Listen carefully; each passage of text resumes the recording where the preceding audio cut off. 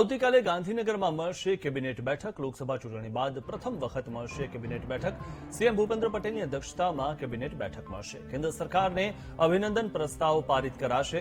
રાજ્યમાં pre monsoon કામગીરીની સ્થિતિ સંદર્ભે પણ સમીક્ષા કરાશે. બજેટની નવી જોગવાઈ અને યોજનાઓના અમલીકરણ પર ચર્ચા થશે.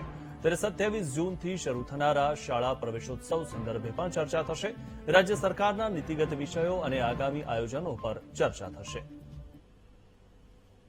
હવે વધુ માહિતી મેળવીએ અમારા સંવાદદાતા મેહુલ દેસાઈ પાસેથી. મેહુલ, દર બુધવારે જે રીતે કેબિનેટ બેઠક મળતી હોય છે, આવતીકાલે મળવાની છે. ઇલેક્શન બાદ મળવાની છે. કયા કયા મુદ્દાઓ ચર્ચવામાં આવશે?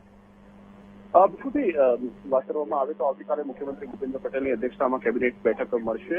લોકસભાની ચૂંટણી બાદ પ્રથમ વખત આ બેઠક મળી રહી છે. જે પ્રકારના પરિણામો લોકસભાની ચૂંટણીના રહ્યા છે તેના સંદર્ભે અભિનંદન પ્રસ્તાવ જે છે તેની અંદર પારિત કરવામાં આવશે. આ સિવાય કેબિનેટ બેઠકની અંદર રાજ્યમાં પ્રી મોન્સૂનની કામગીરી સંદર્ભે સમીક્ષા કરવામાં આવશે. બજેટની નવી જોગવાઈઓ અને યોજનાઓના અમલીકરણના સંદર્ભમાં પણ સમીક્ષા સંદર્ભે થશે. આગામી 27 જૂનથી શરૂ થનારી શાળાઓ પ્રવેશોત્સવ સંદર્ભે ચર્ચા કરવામાં આવશે અને સાથે જ જે રાજકોટની અંદર અગ્નિકાંડ થયો છે તેના સંદર્ભમાં પણ જે અત્યાર સુધીની કામગીરી થઈ છે અને જે તપાસ થઈ રહી છે તેની પણ ચર્ચા આ કેબિનેટ બેઠકની અંદર કરવામાં આવશે.